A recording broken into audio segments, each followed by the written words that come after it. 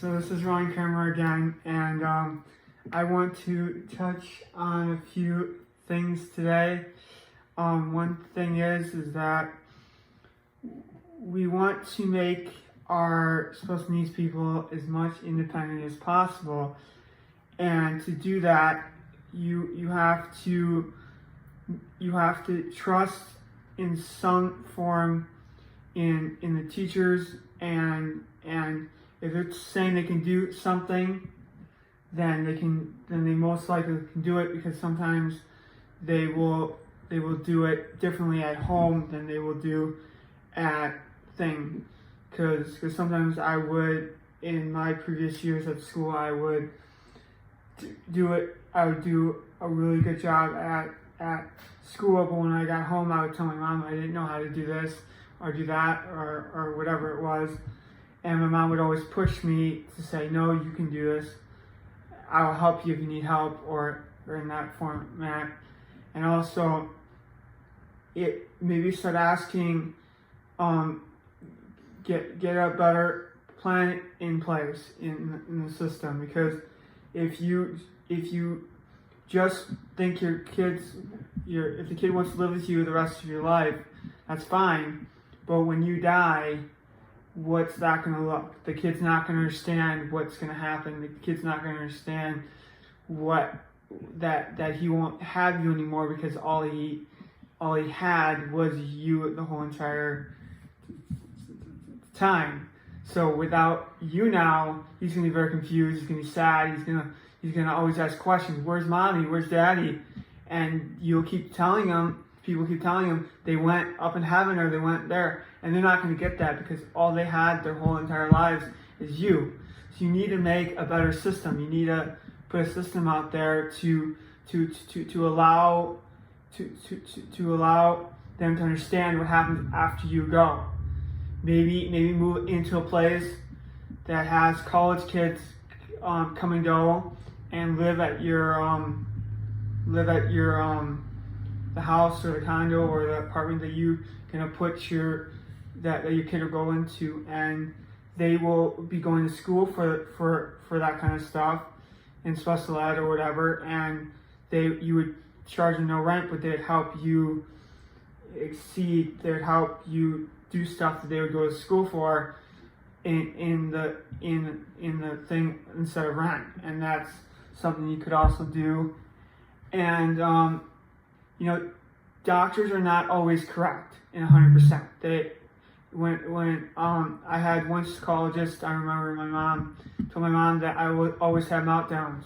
I haven't had a meltdown in like almost 25 years. And so it's not really just because the doctor says, oh, your kid won't get out of these meltdowns, that's just who he is. Maybe don't listen to that. Try your best to get the kid out of the meltdowns and to move in. Maybe taking away something they love, that they love dearly, or do something else and get them out of it. Because and if you think that your kid has something else, but they're saying, because I had problems with self-talk when I was growing up, and that it wasn't ADHD. Their self-talk has nothing to do with ADHD when it comes to out in the world.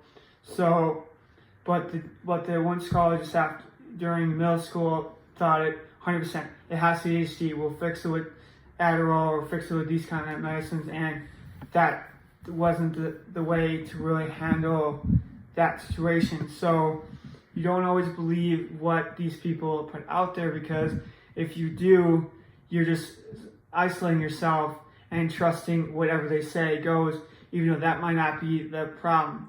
It's always okay to get other opinions out there. It's always okay to believe in your kid more than believe in the doctor, or to believe in your. So if the teacher says he can do it and he doesn't say he can do it at home, don't let that fool you. Let him show you that he can do it. Say you can't do nothing until this is done, and sooner or later he will do that thing, because he knows you're not going to give in. And if you really believe in your kid and not sway him in anything, maybe start asking your kid, what do you want to do next out of high school or out of maybe getting a small job or doing something in the community to show that he is capable. He might not be able to do really good math or to do really good reading or whatever, but he can clean up trash, or he can do stock shelves, or do whatever it takes and get the help you need, because there's always help out there. But don't always use some of the job coaches you will have in giving to you in some areas will be more on their phones and texting. They'll know more about what they texted to their friend or to their loved one than they'll know what I'm doing at my job. And I've had a lot of bad experiences. I had a lot of good people from these organizations, and I've had some bad. I had one lady, all she did is sat there when I was at the Y, texted 100% of the time, and didn't even once know what I was doing. So is it really? It's more to start thinking what you think is right for your kid, and start getting the people that you trust and that know your kid the best to help out your kid in the best way possible to make your kid the best independent. We shouldn't always. Your kid's gonna try to do whatever the mom wants or the dad wants. Usually, the dad thinks he's capable and might not show that out there. But if you think your kid can do better, then show them that you can do better, because I think that's what it should be all about your kid, not what people think your kid can do, what you think your kid can do, and what your kid can possibly do. You might be able to get your kid from a kindergarten leading level all the way to a 3rd grade. That might be good for the kid. But don't stop at kindergarten because he's struggling. He's not doing it correctly.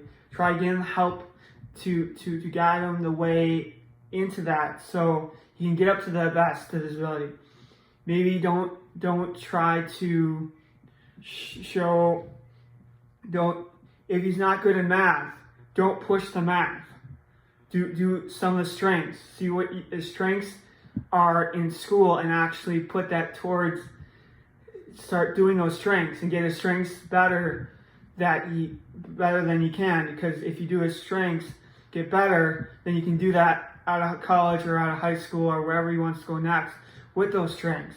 And his weaknesses you can fall back on, and you can just push out the side so he can get better. If he's really good at math, just do a lot of math problems and a lot of math stuff. If he's bad at reading, if he's good at reading, do reading. If he's horrible at math, don't do math.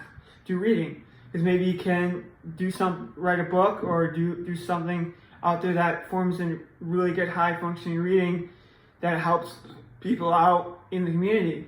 If he's good at math, just stick with math and don't do reading, because you can be a mathematician or work for NASA building rockets with the math stuff.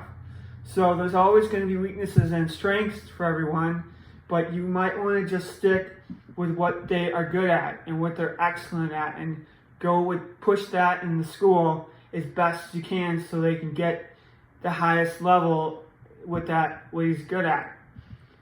And if you think he can't move out, maybe try seeing what there's other things out there. Maybe move in with his sister, or maybe check on him a lot. You know what I mean? Check on him for hours during the day. You know what I mean? Because, like I said again, if he lives with you your whole life and then you die one day, he's not going to understand. Some of these people won't understand where you went, because they only know that I was a daddy and mommy my whole life, and that's all they know. And it might be time to show them there's other places out there. There's other things to do. Maybe not moving out, but maybe maybe pay a little rent, or show them money skills, or even go with a friend somewhere else without you, and go with a parent or a friend's parent or a kid from school that loves your kid and wants to do something with them, and to do that instead of being with you, going with you. and maybe do that for a little bit, and maybe try to see what other jobs out there and make them the best of their ability as possible, so they can side in the real world instead of be the person you think you should be. Doctors are not geniuses. They're not right all the time. They're right maybe 80% if you get a really good one, and that's it. And every once in a while you're gonna find that one doctor that's perfect for you, or that one teacher that's good for you, and go with those people, because if you don't think something's right, if you don't believe the doctor is after you left, then speak up and fix it and go to the next doctor or go to the next person till you find the right one, because until you find that right one, your kid's not going to get up to his full potential that you need it to be.